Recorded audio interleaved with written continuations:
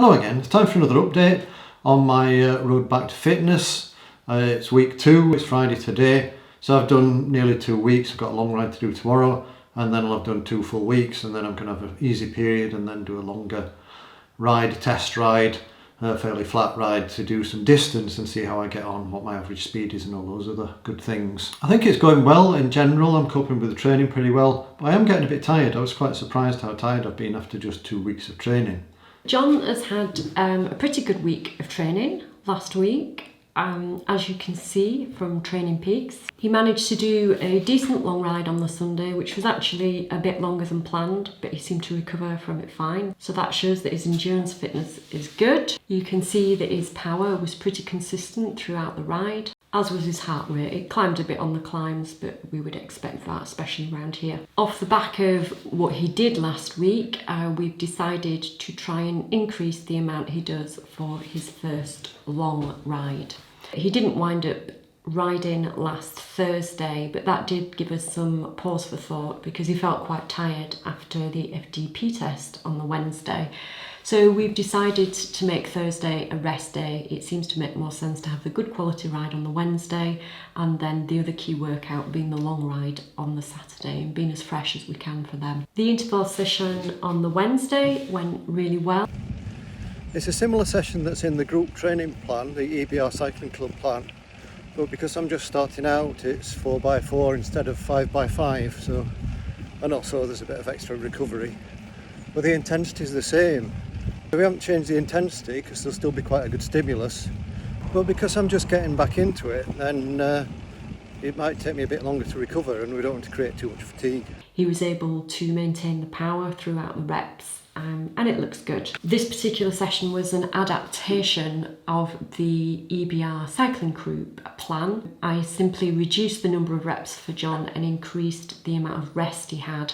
As he's coming back, it just seemed sensible to start things a little bit easier, and given the way the heart rate went and the power, it seems that was about right. He could do the session, but he was getting tired and fatigued towards the end. So we'll see how the long ride goes on Sunday. I have suggested 3 hours again, mainly because we want to do our first practice ride on the next weekend.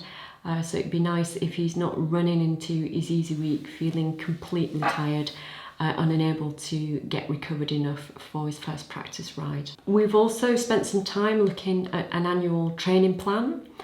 This is a great feature of Training Peaks, which allows you to create a big picture, thinking in particular about how much energy or time you have to train, and also planning your key races so that you know when you might need to have a bit of a wind down so that you're fresh for a race, and when you can really work hard with the training. So you'll see that up to his first 200k race at the end of Christmas, which was the original goal, to do 200k before Christmas, we've interspersed some practice rides so that we can get an idea of how John's doing and also get him used to a long time in the saddle and a long time pedalling.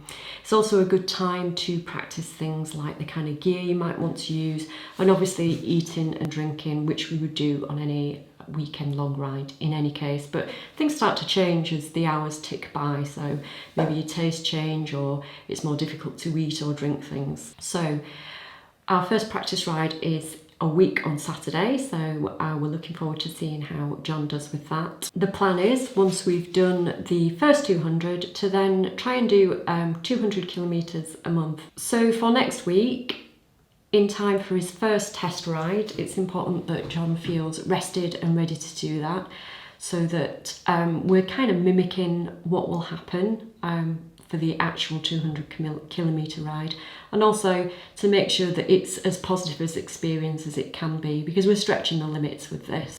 Thanks for watching, and I'll see you again next time. Bye.